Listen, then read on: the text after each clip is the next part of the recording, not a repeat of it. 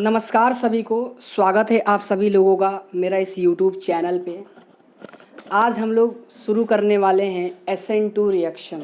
SN2 reaction को by molecular nucleophilic substitution reaction बोला जाता है, जो एक सेकंड ऑर्डर रिएक्शन होता है। हम काफ़ी डिटेल में इसके बारे में आज के इस लेक्चर में सीखेंगे। और इसके पहले जो भी लेक्चर्स आ चुके हैं, SN1 के lectures and nucleophilicity and leaving group tendency and solvents, तो इन सारे लेक्चर्स को एक बार आप लोग ज़रूर देखिए, नहीं तो SN2 लेक्चर आपको समझ में नहीं आएगा, थोड़ी बहुत आपको दिक्कतें हो सकती हैं। तो चलिए शुरू करते हैं SN2 रिएक्शन। ठीक है, उसको एक और नाम से जाना जाता है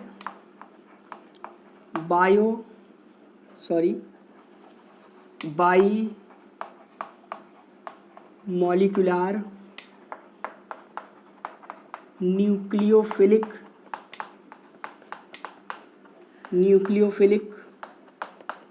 सब्स्टिट्यूशन रिएक्शन।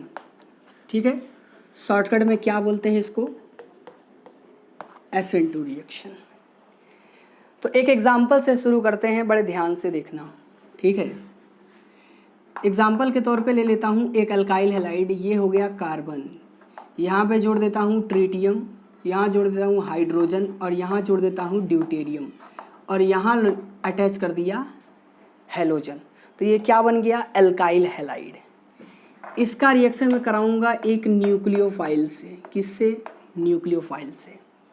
अब क्या होगा, ये न्यूक्लियोफाइल आएगा, इस हेलोजन को रिप्लेस कर देगा। ठीक है, और कुछ हमें इस टाइप का प्रोडक्ट मिलेगा। ठीक है, न्यूक्लियोफाइल जस्ट हैलोजन के अपोजिट साइड से ऐड होगा। हैलोजन जिस डायरेक्शन में निकल रहा है, इस डायरेक्शन के जस्ट -180 डिग्री एंगल पर हमारा न्यूक्लियोफाइल क्या होगा, जाके ऐड हो जाता है। तो यही है हमारा मेन प्रोडक्ट। ठीक है, अच्छा, अब इसका नाम जो है SN2 के ऊपर आप पहले तो ये जानते हैं। ठीक है, या इसको by molecular nucleophilic substitution reaction क्यों बोला जाता है, या इसका मैकेनिज्म क्या है, इसका अप्रोच क्या है, सबसे पहले हम ये डिस्कस करेंगे।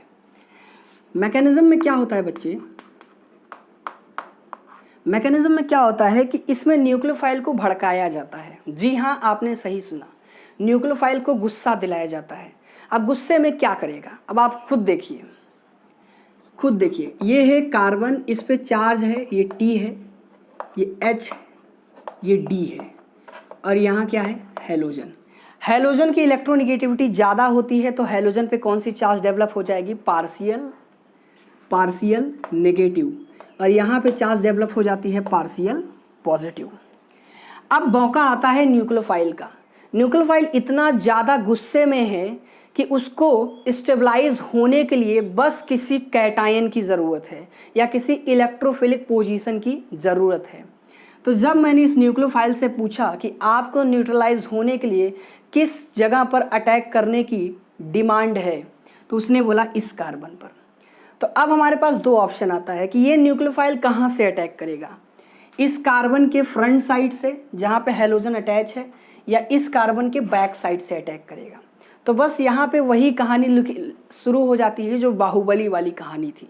बाहुबली का जो पार्ट 1 आया था, उसमें कटप्पा ने बाहुबली को मारा था, लेकिन कहाँ से, पीछे से।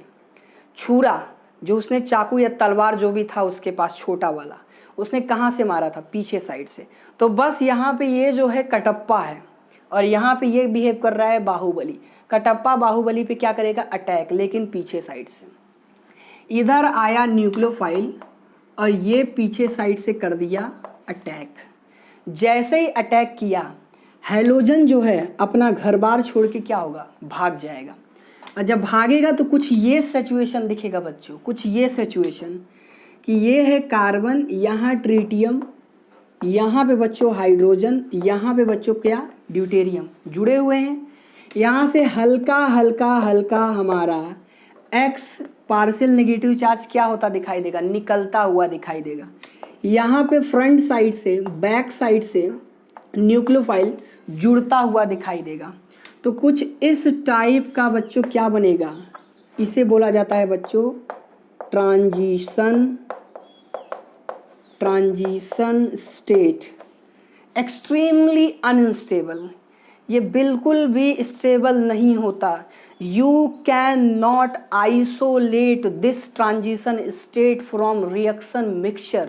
रिएक्शन के अंदर से आप कभी भी ट्रांजिशन स्टेट को आइसोलेट नहीं कर सकते, और ये केमिकल बॉन्ड के लॉस को फॉलो नहीं करता। This is a hypothetical. Transition state एक काल्पनिक है। हम एक स्टेटमेंट देते हैं कि कुछ किस तरीके से बॉन्ड टूट रहा होगा और किस तरीके से बॉन्ड बन रहा होगा। एक्सट्रीमली अनस्टेबल होता है, इसका शॉर्ट लाइफ होता है, 10⁻⁻12 सेकेंड होता है। यहाँ से एक क्वेश्चन IIT नीट में आ सकता है कि यहाँ पे कार्बन कितनी वैलेंसी शो कर रहा है। तो याद रखना 1 2 3 4 5। तो इसको बोला जाता है पेंटावैलेंट ट्रांजिशन स्टेट। इसको क्या बोला जाता है? Pentavalent transition state. और ये भी पूछा जा सकता है कि इस दौरान इस कार्बन कौन से हाइब्रिडाइजेशन में है या कौन सी ज्योमेट्री शो कर रहा है, ये पूरा का पूरा ट्रांजिशन स्टेट। तो याद रखना शॉर्टकट में बोला जाता है TBP, मतलब ट्राइगोनल बाई पिरामिडल। लिख देता हूँ, ट्राइगोनल बाई पिरामिडल। बात को समझिएगा, यही इस ट्रांजिशन स्टेट की ज्योमेट्री होती है।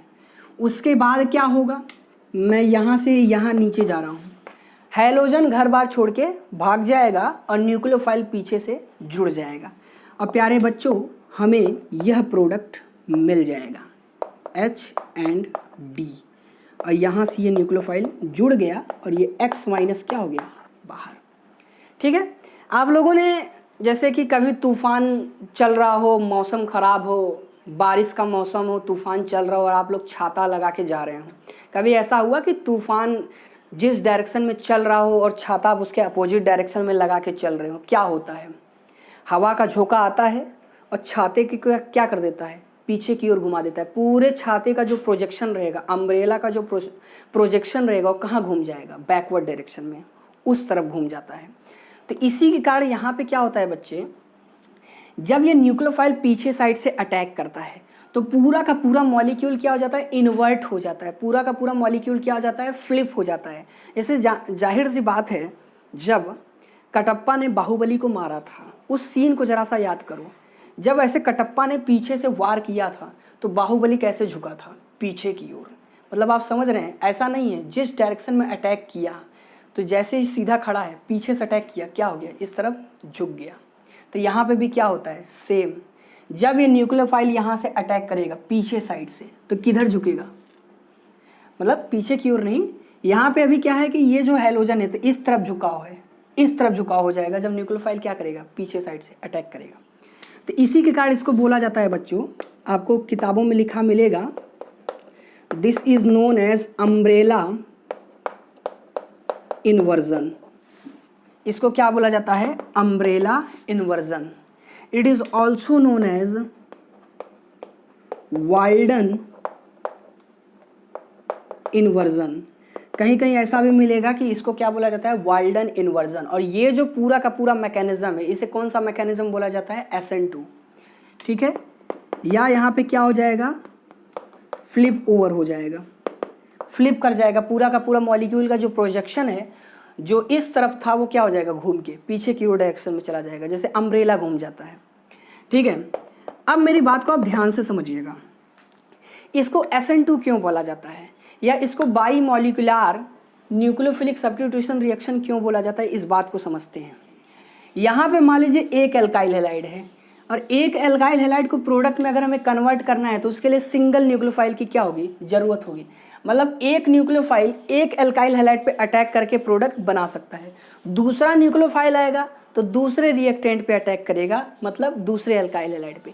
तीसरा न्यूक्लियोफाइल आएगा तो तीसरे एल्काइल हैलाइड पे अटैक करेगा। चौथा न्यूक्लियोफाइल आएगा तो चौथे एल्काइल हैलाइड पे अटैक करेगा। पांचवा न्यूक्लियोफाइल आएगा तो पांचवें एल्काइल हैलाइड पे अटैक करेगा।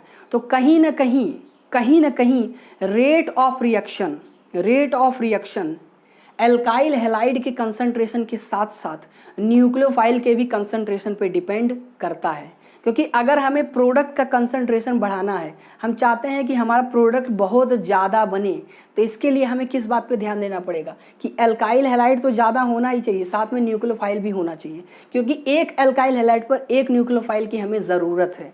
अगर ये कम रहेगा तो प्रोडक्ट कम बनेगा, और ये ज़्यादा रहेगा और ये कम रहेगा तो भी प्रोडक्ट क्या बनेगा, कम। ये दोनों ज़्यादा रहेंगे तो प्रोडक्ट ज़्यादा बनेगा, ये कम हो जाए ये ज़्यादा हो जाए तो भी प्रोडक्ट कम बनेगा, ये कम हो जाए ये ज़्यादा हो जाए तो भी प्रोडक्ट क्या बनेगा, कम। क्योंकि जाहिर सी बात है, हमारे पास जितने न्यूक्लियोफाइल रहेंगे हम उतने ही न्यूक्लियोफाइल का अटैक करा के एल्काइल हैलाइड बना सकते हैं। इसीलिए क्या होता है बच्चों, जो रेट ऑफ रिएक्शन है, वो डायरेक्टली प्रोपोर्शनल होता है concentration of alkyl halide and concentration of nucleophile both. तो अगर आप इसका ऑर्डर काउंट करो तो 1 + 1 क्या हो गया, 2। इसीलिए इसको बोला जाता है बच्चों क्या, सेकेंड ऑर्डर रिएक्शन, ठीक है। और इस SN2 रिएक्शन की मॉलिक्यूलरिटी कितनी है, 2, क्योंकि एक इस पर और एक इस पर, दोनों मॉलिक्यूल पे डिपेंड करता है, इसलिए इसको क्या बोला जाता है, by molecular nucleophilic substitution reaction, ठीक है। तो एक शब्दों के फॉर्म में एक स्टेटमेंट लिख दे रहा हूं कि जो रेट ऑफ रिएक्शन होता है वो एल्काइल हैलाइड के साथ साथ न्यूक्लियोफाइल के भी कंसंट्रेशन पे डिपेंड करता है। तो यहाँ मैं इसको शब्दों के फॉर्म में लिख दे रहा हूँ, rate of reaction depends on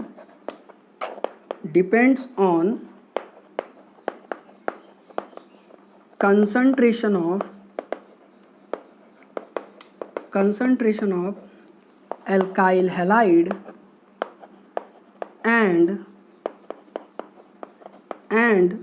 nucleophile. चलिए इतना लिखिए, फिर हम लोग आगे बढ़ते हैं, ठीक है।